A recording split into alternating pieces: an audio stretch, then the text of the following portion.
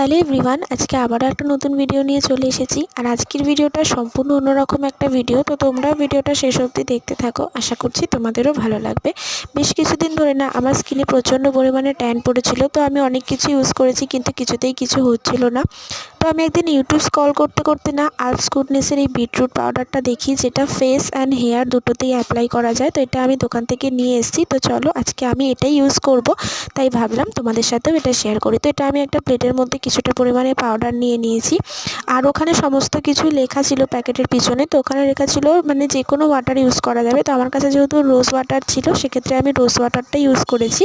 তোমরা চাইলে এমনি নর্মাল ওয়াটারও দিয়ে ইউজ করতে পারো। তো এটাকে দেখো আমি দুটো ভালো করে মিক্সড করে নিয়েছি আর কি, বিটরুট পাউডারটা আর রোজ ওয়াটারটা। তো এটা মিক্স করে নেওয়ার পরে এই যে আমি পুরো স্কিনে অ্যাপ্লাই করে নিচ্ছি। এটা স্কিন, হাত, মানে তোমরা মোটামুটি যে জায়গাগুলো মনে হবে ট্যান পড়েছে তোমরা সেভাবে ইউজ করতে পারো। তো এটা ইউজ করার পর 10 থেকে 15 মিনিটস এটা রাখতে হয় একটু শুকানোর জন্য। তো এটা আমার মোটামুটি দেখো অনেকটাই শুকিয়ে গেছে।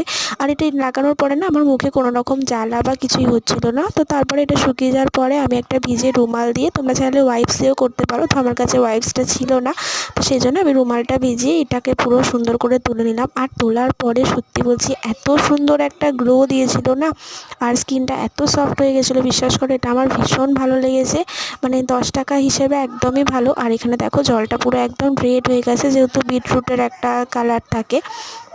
তো চলো তোমাদের ভিডিওটা কেমন লাগলো অবশ্যই কিন্তু কমেন্ট করে জানিও। আর এইটা কে কে অ্যাপ্লাই করেছো সেটাও কিন্তু আমাকে জানিও। আর